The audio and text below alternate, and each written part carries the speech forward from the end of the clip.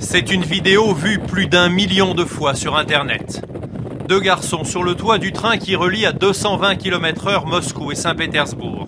Ils se nomment eux-mêmes les accrocheurs de l'impossible. Ils nous ont donné rendez-vous près de Saint-Pétersbourg. Tous deux jeunes salariés dans les nouvelles technologies sont à la recherche d'émotions fortes au prix de risques extrêmes. En septembre, un de leurs amis est mort, tombé du toit d'un métro.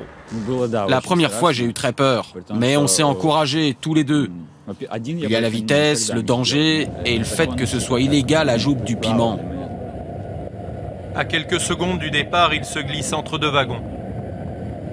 Dans leur sac, des crochets d'alpinistes qui servent à assurer leur ascension.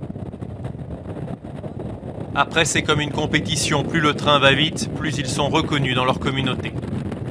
Fichés par la police, ils sont théoriquement interdits de gare. Même prendre le train de manière normale leur est impossible. Après notre dernière arrestation, ils nous ont fichés et ils ont distribué la photographie à tous les gardiens, toutes les polices, avec la mention accrocheur. Effectivement, ils sont arrêtés avant même d'accéder au quai. C'est sans doute la présence de notre caméra qui va leur éviter d'être déférés au poste. Car les autorités russes s'inquiètent du nombre grandissant de pratiquants, sans doute plusieurs centaines de jeunes, et le trajet qui s'achève parfois de manière dramatique.